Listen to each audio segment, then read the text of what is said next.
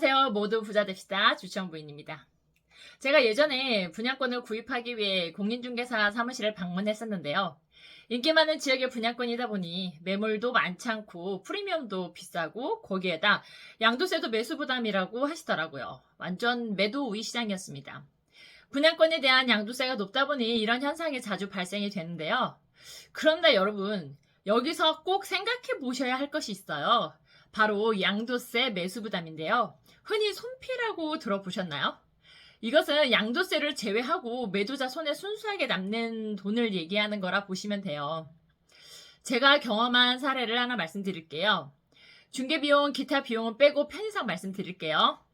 어느 날 부사님이 백이동 1605호 프리미엄이 저렴한 게 1억인데 양도세 매수자 부담이야. 이렇게 말씀하시더라고요.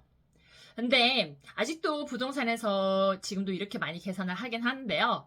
1년 미만 분양권이라고 했을 경우 양도세가 77%인데 1억에 대한 양도세가 7,700만 원이니까 매수자가 1억 1,700만 원을 준비해야 되는 거예요. 하지만 실거래 신고는 1억에 하게 됩니다. 그리고 이렇게 말씀하시는 경우도 있는데요. 양도세 매수 부담은 불법은 아니야. 근데 진짜 불법이 아닐까요? 원칙적으로 양도세 매수 부담은 불법은 아니지만 위와 같은 거래는 불법이 될 수 있습니다. 이것은 다운 거래나 마찬가지라고 보시면 돼요. 진짜 양도세 매수 부담 거래는 이렇게 하셔야 해요. 대략적인 계산이니 참고만 하셔서 흐름만 이해하시고요. 자, 예를 들어 분양권 매수 가격이 2억이고 내가 받고 싶은 프리미엄이 1억이라고 해볼게요. 5개월 만에 분양권을 매도했을 시 여기서 중개비 이런 거래 비용은 생략한다 하면 양도세율이 77%, 이건 지방세 포함입니다. 자, 77%가 되겠죠? 그럼 1년에 한 건씩만 해주는 인별공제를 받아서 7,500만 원 정도 세금이 나옵니다. 그럼 7,500만 원을 매수자에게 받으면 1억 7,500만 원을 받게 되겠죠? 결국 7,500만 원을 내가 이익을 받기에 다시 7,500만 원에 대한 양도 차익이 또 생기게 돼요. 7,500만 원에 대한 77% 양도세 5,800 정도가 2차로 발생하게 됩니다. 그에 대한 양도세도 매도자는 받고 싶어하니 결국 손피 1억은 대략 1억 더하기 7,500만 원 더하기 5,800만 원 하면 2억 3,300 정도 프리미엄을 지급해야 된다는 결론이 나와요. 그럼 여기서 의문이 하나 생길 수 있어요.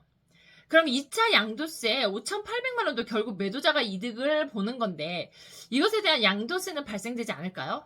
정확히 말하면 5,800만 원에서 77% 4,466만 원의 양도세를 또 매수자에게 부담시켜야 하고 또 4,466만 원에 대한 양도세를 또 부담해야 하고 계속 이 액수가 영원에 수렴할 때까지 계산이 돼야 돼서 계약서 특약으로 양도가액에 매수자가 부담한 양도소득세 합산하고 2차 양도세까지 지급한다라는 말을 명시해야 합니다.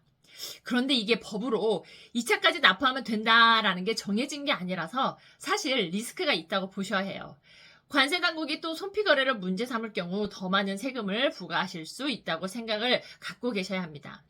가장 좋은 건 원칙대로 매도자가 세금 내고 매수자는 프리미엄을 주고 사면 간단한데 양도세율이 너무 높고 매도자, 매수자가 서로 좀 더 이익을 볼 수 있는 방법을 찾다 보니 이런 손피 거래가 요즘 많이 거래되는 것 같습니다. 사실 제대로 된 분양 거래를 하고 싶지만 현실은 그런 거래를 찾다 보면 좋은 분양권을 놓치거나 분양권 매수를 하기 어려운 사정도 있어요. 좀 더 매수자가 합리적 가격에서 거래될 수 있는 세율 환경이 만들어지면 이런 거래도 좀 줄어들지 않을까라는 생각을 해봅니다.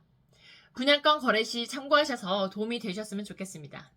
모두 부자 됩시다. 주천부인이었습니다.